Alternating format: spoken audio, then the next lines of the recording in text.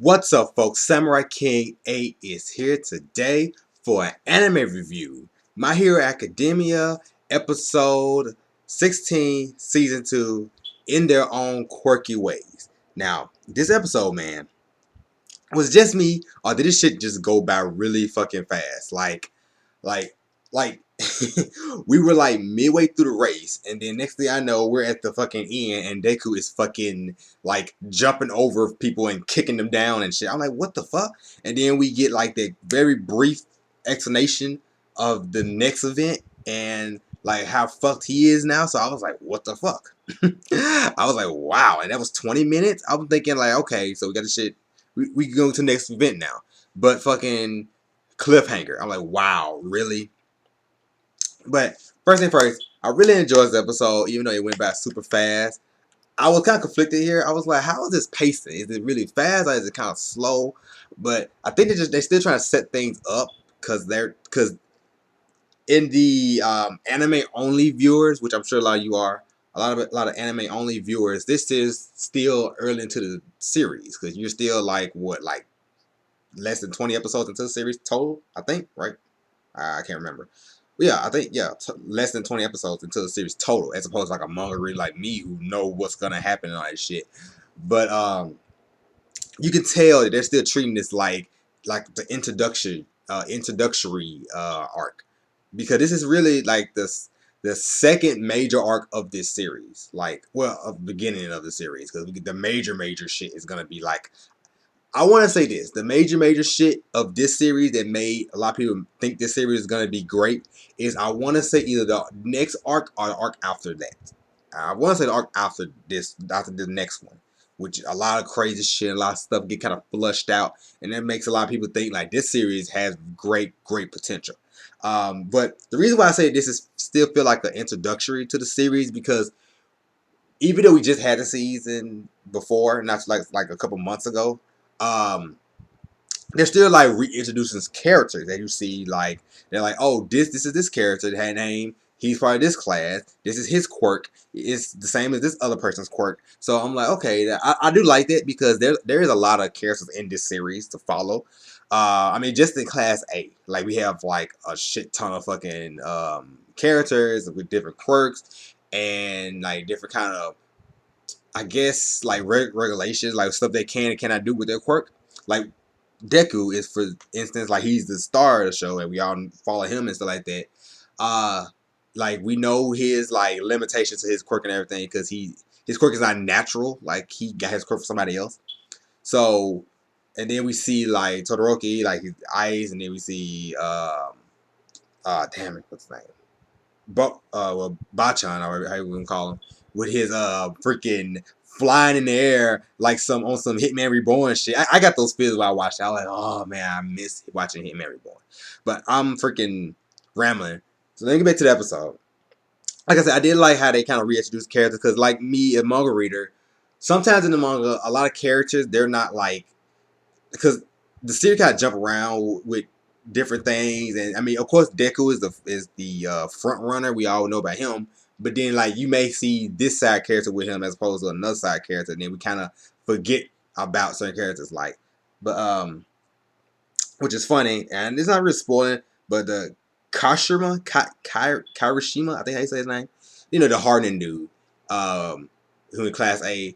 It's funny, they kind of spotlight him a little bit in this episode, and he had like a big spotlight in the manga the last two chapters, which I like, that is pretty good.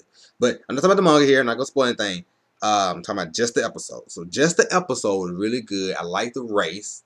I love how they show Deku kind of using his smarts and brains instead of his quirk, because like I said before, he has limitations on his quirk. He can't use it to this full extent yet, or he'll fucking kill himself.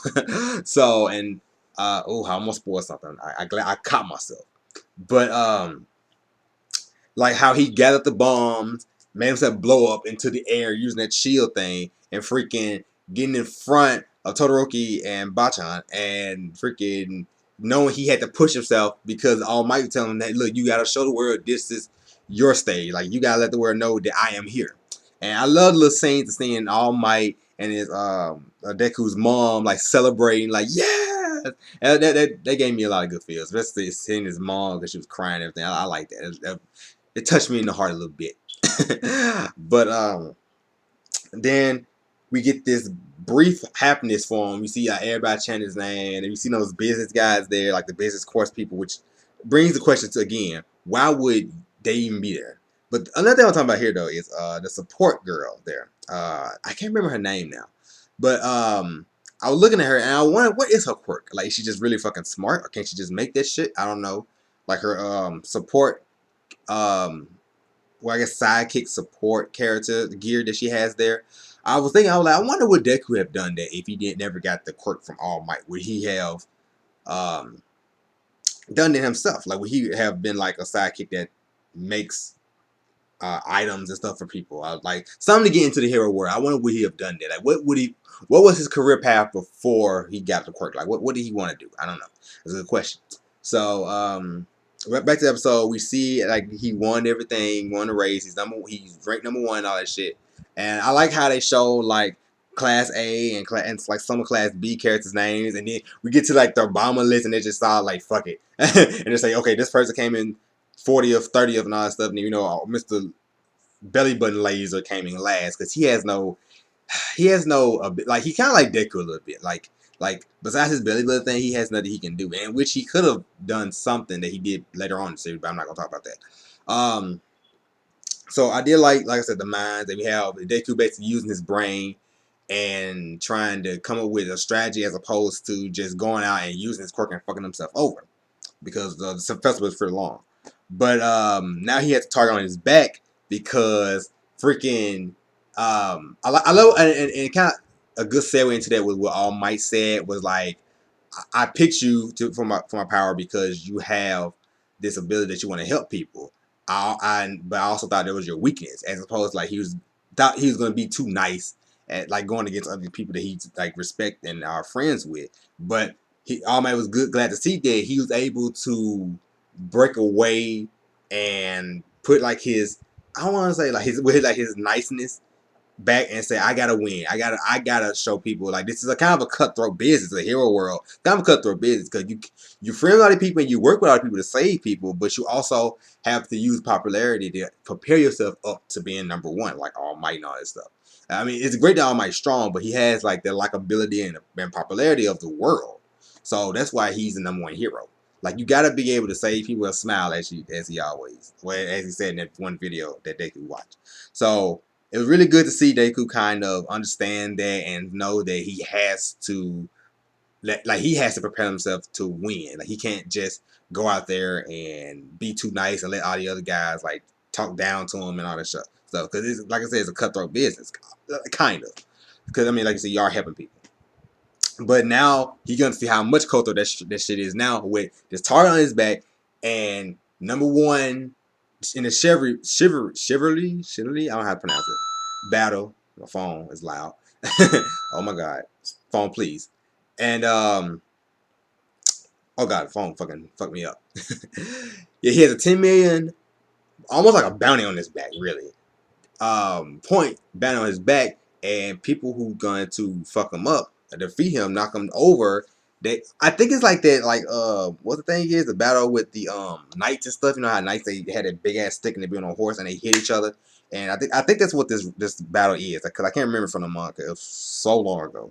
So it's gonna be a really good battle, and we're gonna see who's gonna team up with Deku, because nobody's gonna want to team up with him because they're like this is 10 million points on the line. So everybody's gonna be against him, and look like maybe not many people are gonna team up with him. We see somebody that's gonna team with him, but we don't know yet. So really interesting episode. I really enjoyed it. It went very very fast, but I guess I'm gonna give it a 7 out of 10 because we are still getting like we're not in the nitty gritty of the series yet. Like if you think this is what all the series got to offer, you are sadly mistaken, and you are gonna enjoy what we have coming up next. So my only thing with the series is what's gonna come. Like what are they gonna cover? What are they gonna cover going into the future? That's what I'm with this 12 episode season. I believe it's 12 episodes, 12 or 25. I'm not sure, but I want to know how far they're gonna go until they get to a stopping point, because there's a lot of material in the manga that they can cover, and I want to see how long this festival is gonna last. I mean, it could last 12 episodes and then we stop and then come back. So that's it for me, you guys. Like I said, 7 out of 10. If you like what I have to say here and want to join in on this discussion, you can comment down below. Throw me a like while you're at it, and also share the video. So that's it for me, you guys. I'm Samurai King 8, and I'm out. Peace.